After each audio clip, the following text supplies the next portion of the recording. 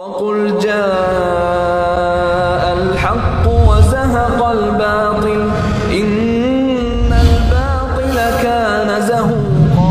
الله أكبر الله أكبر. الحمد لله نحمده ونستعينه ونستغفره ونؤمن به ونتوكل عليه ونعوذ بالله من شرور أنفسنا ومن سيئات أعمالنا. من يهده الله فلا مضل له ومن يضلل فلا هادي له ونشهد أن لا إله إلا الله وحده لا شريك له ونشهد أن محمدا عبده ورسوله أرسله بالحق بشيرا ونذيرا وداعيا إلى الله بإذنه وسراجا منيرا. أما بعد فإن خير الحديث كتاب الله وخير الهدي هدي محمد صلى الله عليه وسلم وشر الأمور محدثاتها وكل محدثة بدعة وكل بدعة ضلالة وكل ضلالة في النار. أعوذ بالله السميع العليم من الشيطان الرجيم من همزه ونفخه ونفثه. بسم الله الرحمن الرحيم. يا أيها الذين آمنوا اتقوا الله حق تقاته ولا تموتن إلا وأنتم مسلمون. يا أيها الناس اتقوا ربكم الذي خلقكم من نفس واحدة وخلق منها زوجها وبث منهما رجالا كثيرا ونساء واتقوا الله الذي تساءلون به والأرحام إن الله كان عليكم رقيبا. يا أيها الذين آمنوا اتقوا الله وقولوا قولا سديدا يصلح لكم أعمالكم ويغفر لكم ذنوبكم ومن يطع الله ورسوله فقد فاز فوزا عظيما. وقال تعالى في موضع آخر. بسم الله الرحمن الرحيم. قاف والقرآن المجيد بل عجبوا أن جاءهم منذر منهم فقال الكافرون هذا شيء عجيب أئذا متنا وكنا ترابا ذلك رجع بعيد قد علمنا ما تنقص الأرض منهم وعندنا كتاب حفيظ بل كذبوا بالحق لما جاءهم فهم في أمر مريج. وقال في مقام آخر. فمن يعمل مثقال ذرة خيرا يره ومن يعمل مثقال ذرة شرا يره. رب اشرح لي صدري ويسر لي أمري واحلل عقدة من لساني يفقهوا قولي. سبحانك لا علم لنا إلا ما علمتنا إنك أنت العليم الحكيم. اللهم انفعني بما علمتني وعلمني ما ينفعني وارزقني علما نافعا. ہر قسم کی حمد و ثنا بڑائیوں کی بڑائی بزرگی اور برتری عظمت و جلال عز و شان اسی اللہ رب العالمین وحدہ لا شریک کے لیے لائق و زیبا ہے جو ساری کائنات کا اکیلا خالق ہے تنہا مالک ہے واحد اور ایک رازق ہے. پھر اس کے بعد درود و سلام ہو تمام انبیاء کرام پر خصوصیت کے ساتھ اس ذات مبارکہ مقدسہ مطہرہ پر جن کو رب العالمین نے ساری کائنات کے رحمت بنا کر بھیجا اور جنہوں نے رب العالمین کی شریعت کی شکل میں دی ہے امانت کو ہم تک امانت داری کے ساتھ پہنچا دیا جن کا نام اسم گرام احمدی مصطفیٰ محمد مصطفیٰ صلی اللہ علیہ وسلم ہے. اس مختصر سے حمد و صلات کی بات محترم ساتھیوں بزرگوں نوجوانوں پیارے بچوں خطبہ مصنوعہ کے بعد میں نے آپ حضرات کے سامنے سورہ زلزال کی آخری دو آیتیں پڑھ کر کے سنایا. اللہ رب العالمین نے فرمایا فَمَن يَعْمَلْ مِثْقَالَ ذَرَّةٍ خَيْرًا يَرَهُ وَمَن يَعْمَلْ مِثْقَالَ ذَرَّةٍ شَرًّا يَرَهُ. بس جو انسان ذرہ برابر خیر یعنی بھلائی کرے گا وہ بھی اس کا انجام اور اس کا اثر دیکھے گا اور جو انسان ذرہ برابر برائی کرے گا وہ بھی اس کا اثر اور اس کا انجام دیکھ لے گا. تو یہ ان آیات کا ترجمہ رہا جو خطبہ مصنوعہ کے بعد میں نے آپ حضرات کے سامنے پڑھا. محترم ساتھیوں مختصر سے وقت میں کچھ اہم باتیں ہماری عملی زندگی کے اثرات کے تعلق سے مجھے آپ کے سامنے رکھنی ہے. آج کا ہمارا جو خطبہ جمعہ کا موضوع رہے گا گناہوں کے انسانی زندگی پر کیا اثرات ہوتے ہیں.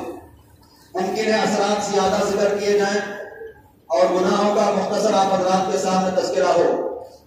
یقین جانیے انسان کے اعمال کا چاہے وہ عمل اچھا ہو چاہے وہ عمل برا ہو، اس کی زندگی پر اثر ویسا ہی مرتب ہوتا ہے۔ انسان اچھے عمل کرتا ہے اور اللہ تعالیٰ نے قرآن مجید میں جنتیوں کے انعامات کا تذکرہ کرتے فرمایا جزاء بما كانوا يعملون، جنت میں ایک جنتی کو، نیکوکار کو، اچھے انسان کو، نیک عمل کرنے والے انسان کو جو بدلے اور جو انعامات ملیں گے، اللہ نے ان کے تعلق سے کہا جزاء بما كانوا يعملون، یہ ان کے عمل کا بدلہ ہے۔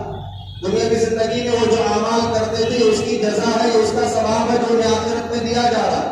تو یقین جانیے جیسے اچھے اعمال کے اچھے نتائج آخرت میں ہوتے ہیں، اسی طریقے سے اچھے عملوں کے اچھے نتائج دنیاوی زندگی میں بھی انسان دیکھتا ہے۔ تو ہمارا جمعہ کا جو موضوع ہے وہ نیکیوں کے اثرات پر نہیں، بلکہ ہمارا جمعہ کا جو موضوع ہے گناہوں کے اثرات کے تعلق سے۔ اللہ رب العالمین نے سورہ زلزال میں دونوں باتیں ذکر کیا، فَمَن يَعْمَلْ مِثْقَالَ ذَرَّةٍ خَيْرًا يَرَهُ، جو بندہ ذرہ برابر خیر کرے گا۔ اب یہاں پر آپ دیکھیے اللہ تعالیٰ نے عمل کے ساتھ لفظ ذرہ کا تذکرہ کیا۔ ذرہ کا مطلب معمولی سے معمولی، حقیر سے حقیر، مختصر سے مختصر۔ تو رب العالمین یہ کہتا ہے کہ آپ کی زندگی میں، آپ کی عملی زندگی میں اگر خیر ہے اور وہ خیر معمولی سے معمولی بھی کیوں نہ ہو، آپ اپنی دنیا کی زندگی میں بھی اس کے اثرات دیکھیں گے اور آخرت میں بھی اللہ تعالیٰ آپ کو انعام و اکرام سے مالا مال کرے گا۔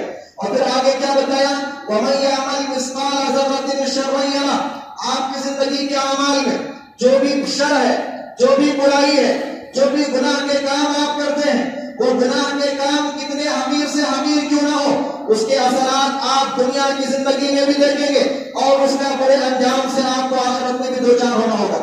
جیسا کہ اللہ تعالیٰ نے قرآن مجید میں ایک اور جگہ ارشاد فرمایا کہ انسان کو جب آخرت میں بندہ اللہ کے سامنے پیش ہوگا، اس انسان کو اس کے اعمال خود اسے پڑھنے کے لیے دیے جائیں گے اور کہا جائے گا اقرا کتابک کفی بنفسک اليوم علیک حسیبا، اپنے اعمال تم خود پڑھ لو اور اپنا حساب کتاب کرنے کے لیے آج تم اکیلے کافی ہو جاؤ گے۔ اللہ تعالیٰ ایک اور جگہ قرآن میں یہ بات ذکر کرتا ہے، انسان جب اس کتاب کو دیکھ کر پریشان ہوگا اور کہے گا کہ ما لهذا الكتاب لا يغادر صغيرة ولا كبيرة الا احصاها، یہ کیسی عجیب و غریب کتاب ہے، اس میں میرا ہر چھوٹا عمل بھی لکھا ہوا ہے اور اس میں میرا ہر بڑا عمل بھی لکھا ہوا ہے، ہر چھوٹے اور بڑے عملوں پر ہمارا نام اعمال محیط ہوگا۔ تو میرے محترم دوستوں، بات یہ معلوم ہے جیسا نیکی تھوڑی سی کیوں نہ ہو اللہ تعالیٰ اس کا اجر عطا کرے گا، ویسے ہی اگر برائی گناہ مختصر کیوں نہ ہو اللہ کی نگاہ میں باقاعدہ اس کا انجام ہوتا ہے۔ دنیا میں بھی انسان اس کے برے انجام سے دوچار ہوتا ہے اور آخرت میں بھی بندہ اس کے برے انجام سے دوچار ہوتا ہے۔ آخرت میں تو گناہ کی سزا ملنی ہی ملنی ہے، اللہ ہم سب کے گناہوں کو معاف فرمائے۔ لیکن میرے محترم دوستوں، ہمیں یہ جاننا بھی ہے، ہمیں یہ غور بھی کرنا ہے کہ ہمارے اعمال کی وجہ سے ہماری یہ دنیا کی زندگی کے اندر بھی بہت سارے معاملات بدلتے جاتے ہیں، بہت ساری چیزوں سے ہم دوچار ہوتے ہیں۔ خوش نصیب ہے وہ انسان جو زندگی میں بدلاؤ کو دیکھتا ہے، حالات کو اپنے مخالف دیکھتا ہے، اپنے عمل پر غور کرتا ہے، اپنے عمل پر غور کرتا ہے اور اپنے عمل کو سدھارنے کی فکر کرتا ہے۔ اسی لیے تابعین یا تابعین میں سے کسی کا اور نقل کرتے ہیں علماء کرام، کہا کہ جب میں اپنی سواری پر سوار ہوتا ہوں، جب میں اپنے گھوڑے یا اونٹ پر سوار ہوتا ہوں اور دیکھتا ہوں کہ میرا گھوڑا میری سواری میری سرکشی کر رہی ہے، میری بات کو نہیں مانتی ہے، تو میں دل میں یہ سمجھتا ہوں کہ شاید میں نے اپنے رب کی نافرمانی کی ہوگی جس کا اثر مجھے میری سواری میں دیکھنے مل رہا ہے۔ میری سواری آج میری بات ماننے کے لیے تیار نہیں۔ کہتے ہیں کہ جب میری بیوی اور میری اولاد گھر میں میری نافرمانی کرتی ہے تو میں دل میں یہ سوچتا ہوں کہیں نہ کہیں میں نے اپنے رب کی نافرمانی کی ہوگی، اللہ تعالیٰ کی کسی بات کو میں نے نہ مانا ہوگا جس کی بنیاد پر رب العالمین نے میرے ماتحتین کو میرے مخالف کھڑا کر دیا۔ میرے محترم دوستوں، سوچنے کا، سمجھنے کا نظریہ اور زاویہ اگر زندگی میں ایسا ہو تو انسان سدھار کی طرف آتا ہے، بندہ صحیح راستے کی طرف آتا ہے۔ ورنہ اگر انسان یہ سوچے کہ بس یہ برائی ہوئی، یہ غلطی ہوئی تو اس کا سبب یہ تھا، اس کا سبب یہ تھا، بس دنیا کے اسباب پر آدمی اگر غور کرتا چلا جائے تو یقین جانیے اس کی عملی زندگی بد سے بدتر ہوتی چلی جاتی ہے۔ آئیے میں آپ کو لے کر کے چلتا ہوں نبی کریم جناب محمد رسول اللہ صلی اللہ علیہ وسلم کی جو حدیث ہے اس پر غور کرنے سے ہمیں کچھ اثرات معلوم ہوتے ہیں جو ہماری زندگی پر ہمارے گناہوں کی وجہ سے مرتب ہوتے ہیں. علامہ ابن قیم رحمہ اللہ نے اپنی کتاب الداء والدواء، داء کے معنی عربی میں بیماری کے ہوتے ہیں اور دوا کے معنی علاج کے ہوتے ہیں. تو انہوں نے اپنی اس کتاب میں بہت سارے گناہوں کا بھی تذکرہ کیا اور ان گناہوں سے انسان پر دنیا کی زندگی میں کیا اثر مرتب ہوتا ہے اس کا بھی تذکرہ کیا.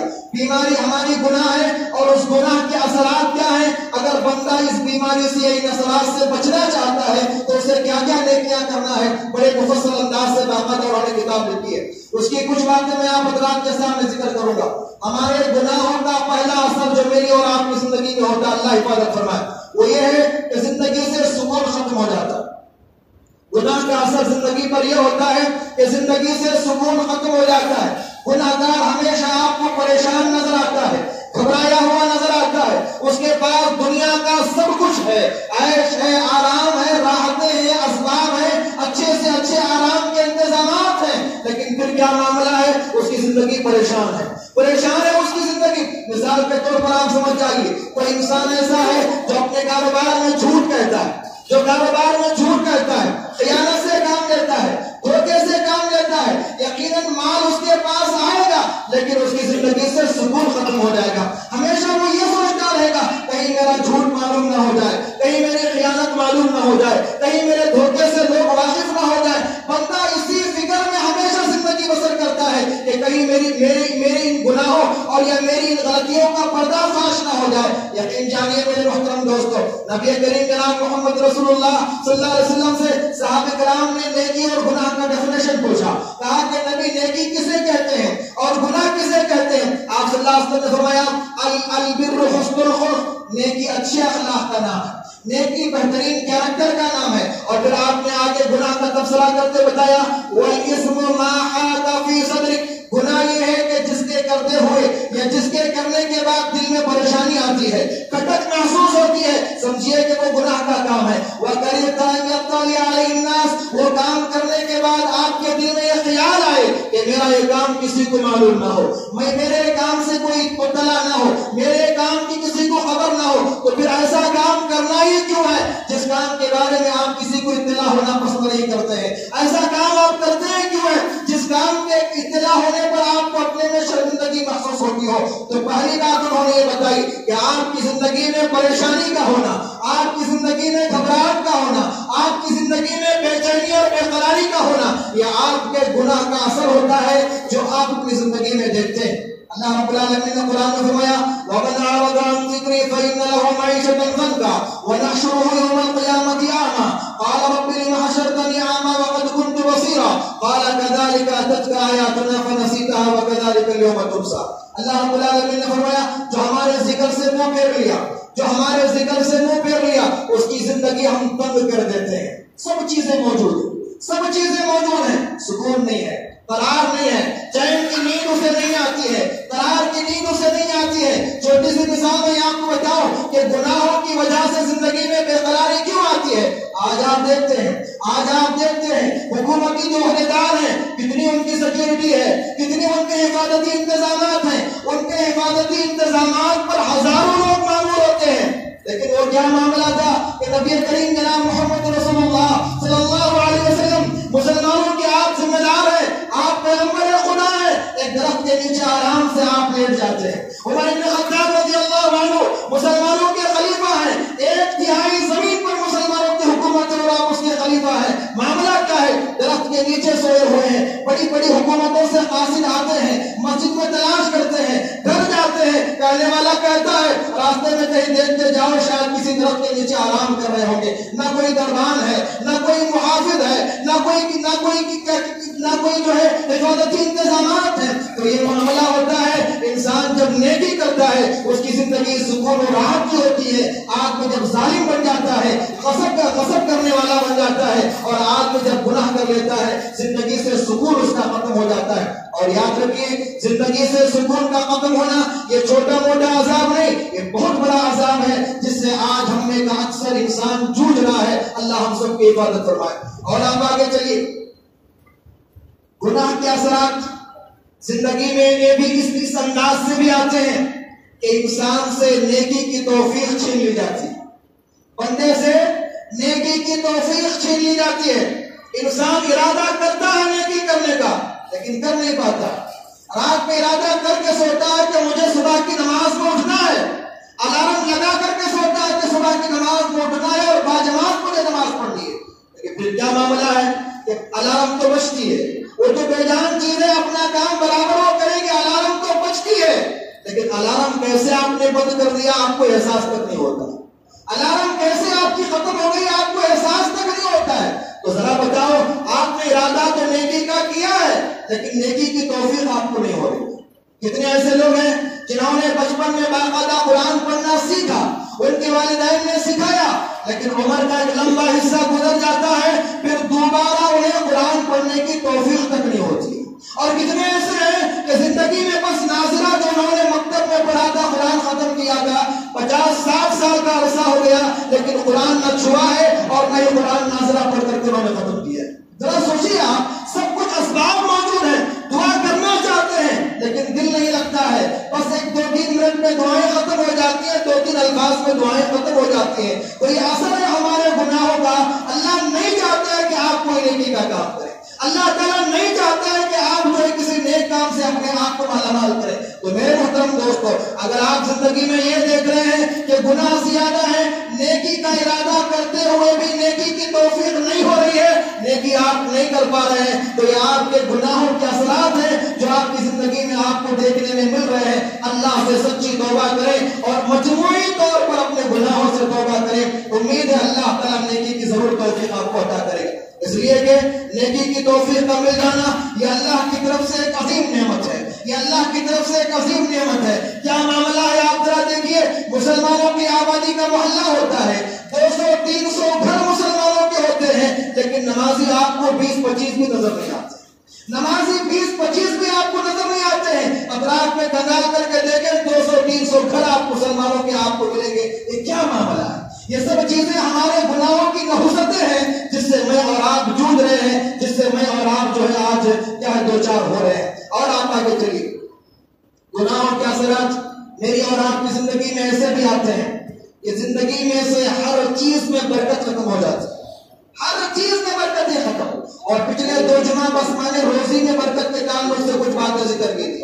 ہر چیز میں برکت ختم، وقت میں برکت نہیں، زندگی میں برکت نہیں، مال میں برکت نہیں، روزی میں برکت نہیں، گھر میں برکت نہیں، اناج میں برکت نہیں، کسی چیز میں بھی برکت نہیں ہے، بے برکتی کا شکار ہے۔ کیا معاملہ ہے کہ گھر میں 4 مرد ہیں اور چاروں کماتے ہیں، لیکن پھر بھی حال یہ ہے کہ گھر کی ضرورتیں پوری نہیں ہو پا رہی، گھر کی ضروریات پوری نہیں ہو رہے، جتنے لوگ ہیں سب کما رہے ہیں، لیکن پھر معاملہ کیا ہے؟ محتاجی گئی نہیں، بھوکمری گئی نہیں، لوگوں سے مانگنا گیا نہیں۔ معاملہ یہ ہے کہ آپ کی زندگی میں آ تو بہت رہا ہے، لیکن وہ آنے کی وجہ سے آپ کی زندگی میں برکت نہیں ہے، اس کی وجہ آپ کی زندگی کی بدعملی ہے، اس کی جگہ آپ کی زندگی کی بے رحمی ہے، جس کی وجہ سے اللہ کی نعمتوں میں برکت ختم ہو جا رہی ہے۔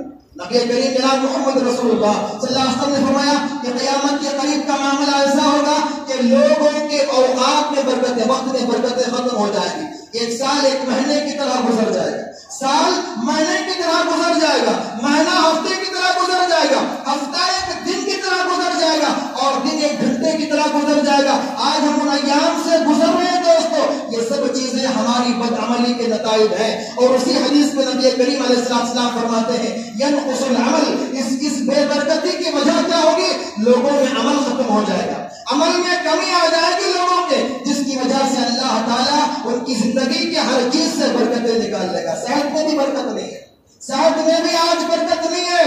ایک وقت تھا کہ انسان 60-65 سال کی عمر میں کچھ بیماریوں کا شکار ہوتا تھا، آج کٹا نوجوان ہے، 18-19 سال عمر ہے، ابھی شادی بھی نہیں ہے، کمر درد کا شکایت کرتا ہے، پیروں میں درد کی شکایت اس کی ہے، جوڑوں میں درد کی اس کی شکایت ہے، 20-25 سال کا جوان ہے، مختلف بیماریوں سے دوچار ہے۔ وجہ کیا ہے؟ اللہ تعالیٰ نے ہماری صحت سے برکتیں چھین لی ہے۔ اور یاد رکھو، رب العالمین کی ہر نعمت، اللہ تعالیٰ کی ہر نعمت ہمارے اوپر جو آتی ہے وہ اللہ تعالیٰ کا کرم ہے، اور گناہگار کبھی بھی رب کے کرم کا مستحق نہیں بن سکتا ہے، اللہ کی مہربانی کا مستحق نہیں بن سکتا ہے۔ اور آپ آگے چلیے، گناہ کے اثرات میں سے ایک اثر یہ بھی ہے کہ انسان کے پاس جو نعمتیں ہیں وہ ختم ہو جاتی ہیں، گناہ کے اثرات میں سے ایک اثر یہ بھی ہے کہ جو نعمتیں آپ کے پاس ہیں وہ نعمتیں ختم ہو جاتی ہیں۔ کتنوں کو آپ نے کہتے سنا ہوگا کہ مولوی صاحب ایک وقت ایسا تھا کہ لوگوں سے مجھے لاکھوں آنی تھی اور آج وقت ایسا ہے کہ مجھے لوگوں کو لاکھوں دینا ہے۔ وقت بدلا کیوں؟ اللہ قرآن میں فرماتا ہے ان اللہ لا یغیر ما بقوم حتی یغیروا ما بانفسهم، خدا نے آج تک اس قوم کی حالت نہیں بدلی نہ ہو جس کو خیال آپ اپنی حالت کے بدلنے کا۔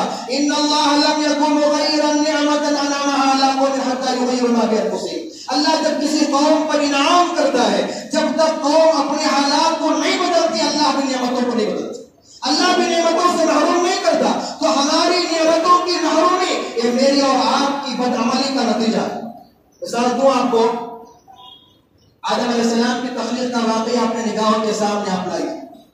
اللہ تبارک و تعالیٰ نے آدم علیہ السلام کی تخلیق کی، پھر حوا کو اللہ نے پیدا کیا، دونوں سے اللہ نے کیا کہا کہ تم دونوں جنت میں جاؤ، جو چاہتے ہو کھاؤ، جو مرضی ہے تم اس میں سے پھل کھا لو، وَلَا تَقْرَبَا هَٰذِهِ الشَّجَرَةَ، اس درخت کے قریب نہیں جانا، اگر جاؤ گے ظالم بن جاؤ۔ اگرچہ کہ اللہ نے آدم اور حوا کو زمین میں بھیجنے کے لیے پیدا کیا، لیکن پھر معاملہ کیا ہوا؟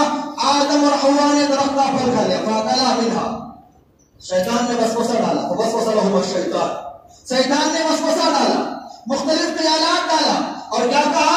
هَلْ أَدُلُّكُمْ عَلَىٰ شَجَرَةِ الْخُلْدِ وَمُلْكٍ لَا يَبْلَىٰ، کہ میں تم کو ایک ایسا درخت دکھانے والا ہوں اگر درخت کا پھل کھا لو گے تو ہمیشہ جنت میں رہو گے۔ وسوسے ڈالا، خیالات ڈالا، مختلف چیزیں دماغ میں ڈالا۔ آج بھی ہوتا ہے گناہ کے تعلق سے شیطان بڑے اچھے خیالات ذہن میں ڈالتا ہے کہ چلو آج کر لیتے ہیں، کل معافی مانگ لیتے ہیں، اب کر لیتے ہیں، بڑھاپے میں معافی مانگ لیتے ہیں، اب کر لیتے ہیں، پھر جب حج پر جائیں گے نا تو کعبہ کے پاس رو کر کے گڑ گڑا کر کے اللہ تعالیٰ سے معافی مانگ لیں۔ ارے معافی کی توفیق بھی تو ہونا ہے، توبہ کرنے کی توفیق بھی تو ہونا ہے۔ کتنے ایسے لوگ ہیں جو کیے اور اسی توبہ کی امید میں رہے لیکن توبہ کا موقع ہی ان کو نہ ملا، توبہ کا موقع اور توبہ کا وقت ہی ان کو نہ ملا۔ تو میں یہ کہہ رہا تھا کہ نعمتوں کا زوال، نعمتوں کا ختم ہو جانا یہ بھی اللہ تبارک و تعالیٰ کی جانب سے ہمارے گناہوں کا اثر ہوتا ہے۔ کیا ہوا پھر اس کے بعد؟ غلطی ہوئی نا آدم اور حوا کی، دونوں نے درخت کا پھل کھا لیا، اللہ کی نافرمانی ہوئی، پھر کیا ہوا؟ اللہ رب العالمین نے دونوں کو جنت سے نکال دیا۔ جو نعمتیں وہاں تھی، جو انعام و اکرام وہاں پر تھا، جو اللہ تعالیٰ کی نعمتوں سے وہ مالا مال ہو رہے تھے، اب وہ نعمتیں محروم کیوں کر دی گئی؟ وہ نعمتیں محروم اسی لیے کر دی گئی کہ انہوں نے اللہ تبارک و تعالیٰ کی ایک بات کو یا اس کے ایک حکم کو نہ مانا۔ اب میں اور آپ، میری اور آپ کی زندگی قدم بقدم اللہ کی نافرمانی کی زندگی، قدم بقدم نبی کریم علیہ السلام کی مخالفت کی ہماری زندگی۔ پھر ہم یہ چاہتے ہیں کہ زندگی میں نعمتیں آتی رہیں، پھر ہم یہ چاہتے ہیں کہ جو نعمت آئے وہ کبھی ہمارے لیے ختم نہ ہو۔ تو دوستو معلوم یہ ہوا نعمتوں کا زوال، نعمتوں کا ختم ہو جانا، نعمتوں میں کمی کا آ جانا یہ بھی گناہوں کے اثرات میں سے ہے۔ بندے کو چاہیے کہ اپنی زندگی میں جب ایسی تبدیلیاں دیکھے، جب ایسے معاملات کو بدلتے ہوئے دیکھے، فوراً اللہ کی طرف رجوع کرے، اللہ کی طرف آ جائے اور رب العالمین سے اپنے گناہوں کی سچی توبہ کرے اور اللہ کے ذات پر امید رکھے اللہ تعالیٰ حالات کو بدل سکتا ہے۔ اصحاب الجنہ کا واقعہ آپ دیکھیے، ایسی نعمتوں ان کو مل رہی تھی، اللہ تعالیٰ ان کے والد کو نعمتوں سے مالا مال کر رہا تھا، والد کا انتقال ہو گیا، اولاد نے دل میں سوچا کہ ہمارے جو والد تھے غریبوں میں اناج تقسیم کرتے، غربا کا خیال کرتے، اپنے مال میں صدقات و خیرات کرتے، ہم وہ کام نہیں کریں گے۔ رات میں جا کر کے انہوں نے اپنے کھیت کو کاٹنے کا ارادہ کیا۔ انسان ارادہ کرتا ہے اور اللہ کا بھی ارادہ ہوتا ہے۔ وَمَكَرُوا وَمَكَرَ اللَّهُ وَاللَّهُ خَيْرُ الْمَاكِرِينَ، انسان بھی پلان کرتا ہے، اللہ بھی پلان کرتا ہے، اور ہوتا کس کا پلان ہے؟ اللہ کا پلان ہی کار فرما ہوتا ہے۔ اب یہاں پر بھائیوں نے پروگرام کر لیا کہ ہم جا کر رات میں کھیت کاٹیں گے، کسی کو ہمارے کھیت کاٹنے کی اطلاع نہیں ہوگی، کوئی غریب مجبور آئے گا بھی نہیں، مانگے گا بھی نہیں، سارا اناج ہم اپنے گھر پہنچا دیں گے، کسی کو اطلاع بھی نہیں ہوگی۔ اب راتوں رات بھائی ایک دوسرے کو جگا کر کے کھیت کی طرف نکلتے، کیا ہوا؟ اللہ قرآن میں فرماتا ہے فطاف علیہا طائف من ربک وهم نائمون، وہ لوگ ابھی سوئے ہوئے تھے، پلان کر کے ابھی امپلیمنٹ نہیں ہوا تھا، ابھی وہ لوگ سوئے ہوئے تھے، اللہ کی جانب سے ایک عذاب آیا اور سارے کھیت کو اس نے اللہ تعالیٰ کے اس عذاب میں جلا کر خاکستر کر دیا۔ اصبحت کالصریم، اب فتنادوا مصبحین، اب صبح ہونے سے پہلے دوسرے کو اٹھائے اور چلے بغیچے کی طرف۔ جب دیکھا کہ سارا کھیت جل چکا ہے تو لوگوں نے کہا شاید ہم غلط راستے پر آ گئے، شاید ہم راستہ بھول گئے، اس لیے کہ شام میں دیکھا تھا کھیت نہ لہا رہا تھا، فصل کٹاؤ کے قابل تھی، اب آ کر ہم دیکھتے ہیں کہ سارا کھیت صفا سے چھوڑ چکا ہے۔ وجہ کیا ہے؟ اللہ قرآن میں فرماتا ہے کذالک العذاب ولعذاب الآخرۃ اکبر، تم نے گناہ کا ارادہ کیا، نیکی نہ کرنے کا تم نے ارادہ کیا، یہ تمہارا دنیا کا عذاب ہے، میں نے اپنی نعمت کو چھین لیا ہے، اور آخرت کا عذاب تو اس سے بڑھ کر ہوتا ہے، آخرت کا عذاب اس سے بڑھ کر کے ہوتا ہے۔ تو دوستو نعمتوں کی محرومی یہ بھی ہمارے گناہوں کا اثر ہوتا ہے۔ میں نے کہا یہ جو کچھ اسباب میں نے ذکر کیے، اگر وہ اسباب میں اور آپ اپنی زندگی میں دیکھ رہے ہیں تو لازمی بات یہ ہے کہ میں اپنے عمل پر غور کروں، آپ اپنے عمل پر غور کریں، میں آپ پر تبصرہ نہ کروں، آپ مجھ پر تبصرہ نہ کریں، اپنے گریبان میں جھانک کر کے دیکھیں اور اپنی حالت کی اصلاح کرنے کی فکر کریں۔ آپ کے گناہوں کا تذکرہ میرے سامنے کرنا ضروری نہیں، میرے گناہوں کا تذکرہ آپ کے سامنے ہونا ضروری نہیں، جو معاف کرنے والی ذات ہے اس کے سامنے اپنے گناہوں کا تذکرہ کیجیے، گڑ گڑائیے، معافی مانگیے، روئیے اللہ تعالیٰ کے سامنے، اور یاد رکھیے جب وہ معاف کر دیتا ہے تو اس کا تذکرہ کسی سے نہیں کرتا، اس کا تذکرہ کسی سے نہیں کرتا۔ التائب من الذنب کمن لا ذنب لہ، گناہ سے توبہ کرنے والا اپنے گناہ سے ایسا صاف ہو جاتا ہے گویا کہ اس نے کوئی گناہ کیا ہی۔ اور آپ آگے بڑھیے، نبی کریم جناب محمد رسول اللہ صلی اللہ علیہ وسلم کی حدیث سے آپ فرماتے ہیں لم ينقضوا عهد الله ورسوله الا سلطه الله عليهم عدوا من غيرهم واخذوا بعد ما في ايديهم۔ اللہ کے نبی فرماتے ہیں یہ گناہ امت کا یہ بھی ہوتا ہے کہ امت اللہ کے وعدے کو توڑ دیتے، رسول سے وعدے کو توڑ دیتے ہیں۔ اللہ کے ساتھ ہمارا کیا وعدہ ہے؟ کیا وعدہ اللہ کے ساتھ ہمارا؟ کلمہ طیبہ میں نے بھی پڑھا، آپ نے بھی پڑھا، لا الہ الا اللہ، لا الہ الا اللہ، کلمہ طیبہ میں نے بھی پڑھا، آپ نے بھی پڑھا۔ کیا معنی اس کے؟ اللہ تیرے علاوہ کوئی معبود برحق نہیں۔ اور نماز میں اللہ سے وعدہ کرتے ہیں ایاک نعبد و ایاک نستعین، اللہ میں تیری ہی عبادت کروں گا، تیرے علاوہ میں کسی اور کی عبادت نہیں کرتا ہوں۔ یہ اللہ کے ساتھ کیا ہوا وعدہ، یہ اللہ کے ساتھ کیا ہوا وعدہ۔ اور کتنے ایسے ہیں جو اپنے اس وعدے پر برقرار ہیں، اللہ کو رب مانا لیکن اس کے سامنے سر جھکانے سے کتراتے ہیں، اللہ کو اپنے معبود مانا لیکن اس کے آگے روزانہ سر جھکانے سے ہماری دوری ہے۔ کتنے ایسے مسلمان جو آپ کو آٹی بھی نظر آئیں گے، کاٹی بھی نظر آئیں گے، 360 بھی نظر آئیں گے، لیکن وہ مسلمان جو دن میں 5 وقتہ نمازوں کی پابندی کرتے ہو انگلیوں پر آپ نہیں گر سکتے۔ جیسا کہ ابھی میں نے کہا کہ 200-300 گھر محلے میں ہوتے ہیں، 20-25 نمازی آپ کو نظر نہیں آتے۔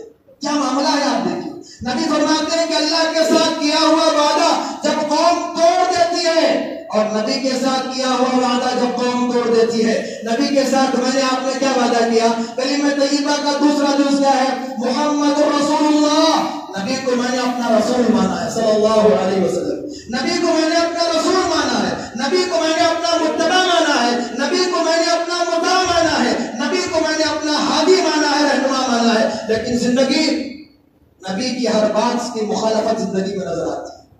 ہمارا رہن سہن نبی کی باتوں کا مخالف، ہمارا اٹھنا بیٹھنا نبی کی باتوں کا مخالف، ہمارے کاروبار نبی کی سنتوں کے مخالف، ہم رہتے نبی کی مخالفت کرتے ہوئے، جیتے نبی کی مخالفت کرتے ہوئے، اس زندگی کا ایک ایک پل بھی نبی علیہ السلام کی مخالفت میں چل رہا ہے، تو پھر نبی کے ساتھ کیا ہوا وعدہ کہاں رہا؟ اللہ کے نبی فرماتے ہیں کہ قوم جب اللہ کے ساتھ کیے ہوئے وعدے کو توڑ دیتی ہے، نبی کے ساتھ کیے ہوئے وعدے کو توڑ دیتی ہے، عذاب کیا آتا ہے، اثر کیا ہوتا ہے؟ نبی فرماتے ہیں الا سلطہ اللہ علیہم عدوا من غیرہم، اللہ تعالیٰ ان کے خیر کا دشمنوں پر مسلط کر دیتا ہے۔ کیا ہے آج ہمارا، کیا حال ہے آج ہمارا؟ پچھلے 22, 25, 30 سالوں سے یہی ہم پکار رہے ہیں کہ وہاں ایسے فسادات، یہاں ایسی چیزیں، وہاں مسلمانوں کے ساتھ یہ سارے معاملات۔ یہ چیزیں صرف چیخنے پکارنے سے ختم ہو جائیں گے؟ کیا یہ چیزیں معاملے کرنے سے ختم ہو جائیں گے؟ کیا یہ چیزیں صرف شکایتوں سے ختم ہو جائیں گے؟ یا پھر 2-4 منٹ حسرت کرنے سے، یا پھر ایک ہفتہ 2 ہفتے قنوت نازلہ پڑھ لینے سے وہ سب چیزیں ختم ہو جائیں گی؟ مجھے اور آپ کو بدلنا ہے، اپنے آپ کو بدلنا ہے تبھی یہ حالات بدلیں گے. اگر میں اور آپ اپنے آپ کو نہیں بدلیں گے یاد رکھیے حالات میں کوئی تبدیلی نہیں آئے گی. یہ وائرس کے آنے سے پہلے جو حالات ہندوستان کے تھے اور فضائی طاقتوں نے مسلمانوں پر جو اپنا شکنجا کسا تھا اس وقت ہماری دینی حالت کیا تھی, کیسے بیداری تھی, کیسے اپنے آپ کو بدلنے کے بارے میں ہم فکر کر رہے تھے. آج پھر کیا ہو گیا کہ پھر وہی سلاسین کی کا ماحول ہے, پھر وہی حال ہے کہ جیسے سانپ سونپ گیا ہو. لوگ اپنے آپ کے حالات کو بدلیے. ہم نے ان سب چیزوں کو بھولا ہو لیکن فضائی طاقتوں نے اپنے ان منصوبوں کو چھوڑا بھی نہیں ہے, اپنے ان منصوبوں کو انہوں نے بھولا بھی نہیں ہے. تو لہذا ہمیں چاہیے, نبی فرماتے ہیں کہ اللہ تبارک و تعالیٰ ان پر ان کا دشمن مسلط کرے گا. وَأَخَذُوا بَعْدَ مَا فِي أَيْدِيهِمْ وَأَخَذُوا بَعْدَ مَا فِي أَيْدِيهِمْ تمہاری اپنے اختیار میں جو چیزیں ہیں وہ تمہاری نہیں رہی. تمہارے اپنے اختیار میں جو چیزیں ہیں وہ تمہاری نہیں رہی. کیا حال ہے آج؟ ایک چیزوں پر سے ہمارا اختیار نکلتا جا رہا ہے. اس سے بڑھ کر کے کیا ہے کہ آج مساجد پر ہمارا اختیار نہیں رہا. مساجد پر ہمارا اختیار نہیں رہا. وجہ کیا ہے اس کی کہ ہم نے خود اللہ کے وعدے کو بھلا دیا, نبی کے وعدے کو ہم نے بھلا دیا. نتیجہ کیا ہوگا؟ تمہارے پاس جو ہے وہ تمہارا اپنا نہیں ہے, نہ تمہارا مال اپنا ہے, نہ تمہارا گھر اپنا ہے, نہ تمہارا دین اپنا ہے, نہ تمہاری عزت و آبرو اپنی ہے, نہ تمہاری جان اپنی ہے. جب یہ لوگ چاہتے ہیں ان چیزوں میں سے جو چاہتے ہیں وہ آپ کے لے لیتے ہیں. غلامی کی زندگی, مادردی کی زندگی, مجبوری کی زندگی. آخر وجہ اس کی کیا ہے؟ اللہ کے وعدے کو ہم نے چھوڑ دیا, نبی کے وعدے کو ہم نے چھوڑ دیا, جس کی وجہ سے نتائج زندگی میں آئے ہوئے. اور نبی فرماتے ہیں وَمَا لَمْ تَحْكُمْ أَئِمَّتُهُمْ بِكِتَابِ اللَّهِ جب تک ان کے ذمہ داران, ان کے ائمہ, ان کے امام اللہ کی کتاب کو مضبوطی سے تھامے رہیں گے کوئی معاملہ نہیں. اور جب ان کی زندگی سے قرآن نکل جائے گا, اللہ کی کتاب نکل جائے گی, وَتَخَيَّرُوا مَا أَنزَلَ اللَّهُ جو اللہ کی کتاب میں سے اپنے لیے اچھا نکال لیں گے, جو چیزیں اپنے مقصد کے خلاف ہیں چھوڑ دیں گے. آج ہمارا معاملہ کیا ہے؟ دین کی کون سی چیز پر میں عمل کرتا ہوں جو مجھے پسند ہے, جو مجھے پسند ہے وہی عمل کرتا ہوں میں, اور جو مجھے پسند نہیں ہے عمل بھی نہیں کرتا ہوں, کرنے والے پر نکیر کرتا ہوں. اللہ ہماری مدد کرنا. علامہ اقبال نے ہی کہا تھا خود بدلتے نہیں قرآن کو بدل دیتے ہیں, خود بدلتے نہیں قرآن کو بدل دیتے ہیں. کتنے ایسے لوگ ہیں, ابھی 12 ربیع الاول کا معاملہ گزرا, لوگوں نے کیسے دلائل قرآن سے دیے میلاد کے ثبوت میں, کیسے دلائل میلاد کے ثبوت میں قرآن سے دیے. یا اللہ کی کتاب میں اختیار, یا اللہ کی کتاب میں تغیر نہیں تو اور کیا ہے. اور ابھی آنے والا ہے 11ویں کا معاملہ, تو اس کے اندر بھی اس کے لیے بھی بہت سارے دلائل آپ کو شریعت سے ملیں گے, اور لوگ پیش کریں گے الفاظ بدل کر کے یا اپنے اختیار کی بہت ساری چیزوں کو تبدیل کر کے. اللہ کے نبی فرماتے ہیں جب قوم کے لوگ اللہ کی کتاب میں تبدیلیاں کریں گے اور اللہ کی کتاب کے مطابق ان کی زندگی نہیں رہے گی, اچھا حق کڑوا تھو والا ان کی زندگی میں اگر معاملہ ہوگا, تو نبی فرماتے ہیں الا جعل اللہ بأسهم بینہم اللہ ان کے درمیان اختلاف پیدا کر دے گا. ایک دوسرے کے خلاف سپارہ ہوں گے, وہ اس سے لڑتا ہے, وہ اس سے جھگڑتا ہے, اس کی اس سے دشمنی ہے, وہ اس کے جان کا دشمن بنا ہوا ہے. یہ معاملہ آج امت کے اندر ہم دیکھ رہے ہیں دوستو. تو لہذا کلی طور پر بات یہ کہی جا سکتی ہے کہ جیسے ہمارے گناہ پھیلے ہوئے ہیں ویسے ہی اس کے نتائج اور اس کی نحوستیں بھی زندگی میں پھیلی ہوئی ہیں. اگر ان سب چیزوں سے اپنے آپ کو ہم بچانا چاہتے ہیں, اللہ کی طرف رجوع کریں, گناہوں سے توبہ کریں, استغفار کریں اور سچے دل سے معافی مانگیں. یہ سب چیزیں کانوں کی لذت کے لیے نہیں ہیں, اللہ کے ہاں سوال ہوگا. کہا گیا تھا عمل آپ نے کیا کیا, میں تو انشاءاللہ بڑی ہو جاؤں گا. اس کے بعد آپ کی ذمہ داری ہے کہ آپ نے ان سب چیزوں کو سننے کے بعد کیا تبدیلی اپنے اندر لائی ہے, کیا اپنے آپ کو کیسے آپ نے بدلا ہے. کہ اللہ تعالیٰ کے ہاں سوال ہوگا. اللہ سے دعا ہے کہ اللہ تبارک و تعالیٰ مجھے اور آپ کو دین پر عمل کرنے کی توفیق عطا فرمائے. جو گناہ ہم سے ہوئے ہیں جانے میں انجانے میں, چھوٹے گناہ ہو بڑے گناہ ہو, ظاہری گناہ ہو باطنی گناہ ہو, حقوق اللہ یا حقوق العباد جو بھی ہمارے گناہ ہو, اللہ ہم سب کے گناہوں کو معاف فرما لے اور ہمیں اپنے گناہوں سے سچی توبہ کرنے کے اللہ توفیق عطا فرما. اللہم الحق حقا وارزقنا اتباعہ والباطل باطلا وارزقنا اجتنابہ. اللہ ہمیں حق کو حق جان کر اس پر عمل کی توفیق عطا فرما اور باطل کو باطل سمجھ کر کے اس سے بچنے کی توفیق عطا فرما. آمین رب العالمین. اقول قولی ھذا واستغفر اللہ لی ولکم والحمد للہ رب العالمین.